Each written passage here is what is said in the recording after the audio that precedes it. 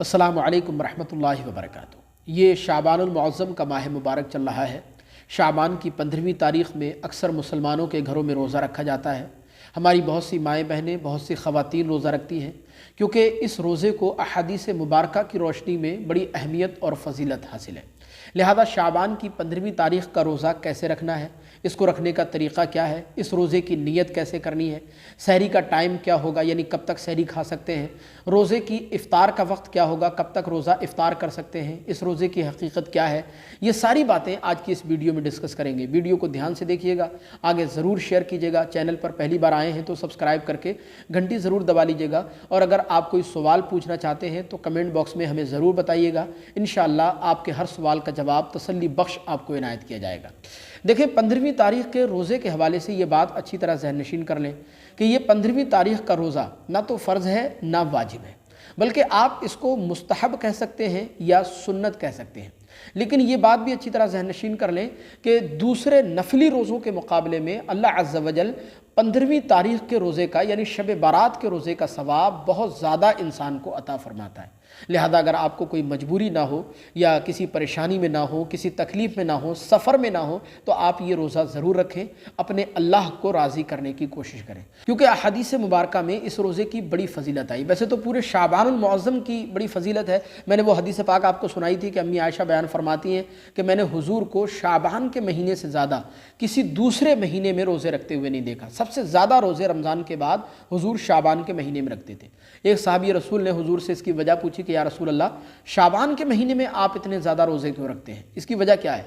तो हुजूर ने इरशाद फरमाया कि मैं इसलिए रोज़े रखता हूँ शाबान के महीने में ज़्यादा कि इस शाबान से लेकर आइंदा आने वाले शाबान तक के मामलात तय किए जाते हैं, मौत और ज़िंदगी का फ़ैसला किया जाता है। जिस बच्चे को इस साल में पैदा होना है उसके बारे में लिखा जाता है, और जिसको इंतकाल करना है, जिसको दुनिया छोड़कर जाना है इस साल में, जिसको मरना है उसके बारे में भी लिखा जाता है, यानी लोगों की अजल लिखी जाती है। तो हुजूर फरमाते हैं कि मैं इसलिए शाबान के महीने में रोज़े रखता हूँ ताकि जब मेरी अजल लिखी जाए तो उस वक्त मैं रोज़े की हालत में रहूँ। सुबहान अल्लाह। आप ज़रा हुजूर का तक़वा देखिए, हुजूर का खौफ खुदा देखिए। फरमा रहे हैं कि मैं इसलिए रोज़े रख रहा हूँ ताकि जब मेरी अजल लिखी जाए तो मैं उस वक्त रोज़े की हालत में रहूँ। लिहाजा यहाँ से आप बखूबी अंदाज़ा लगा सकते हैं कि शाबान के रोज़ों का या शब बारात के रोज़े का 15वीं तारीख़ के रोज़े की कितनी बड़ी अहमियत, कितनी बड़ी फ़जीलत इस रोज़े को हासिल है। लिहाजा अगर आपको कोई शरई मजबूरी ना हो तो ये रोज़ा आप ज़रूर रखें। अब इस रोज़े को रखने का तरीक़ा क्या है, इसकी नीयत कैसे करनी है, सहरी का टाइम क्या होगा, इफ़्तार का टाइम क्या होगा, ये बड़ी ध्यान से सुनने वाली बातें हैं।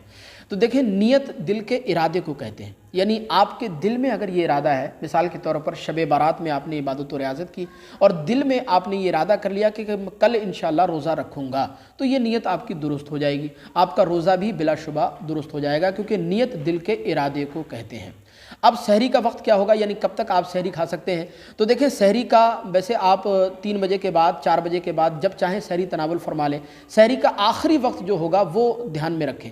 सहरी का आखिरी वक्त 5:15 तक रहेगा, यानी 5:15 तक आप सहरी तनावुल फरमा सकते हैं। 5:15 से आगे जाने की कोशिश ना करें। अगर आगे जाएंगे तो फिर आपका रोज़ा नहीं होगा, क्योंकि फिर बाद में सुबह सादिक का वक्त जो है वो शुरू हो जाता है। लिहाजा 5:15 से आगे आप नहीं जा सकते, सिर्फ 5:15 तक ही आप सहरी तनावुल फरमा सकते हैं।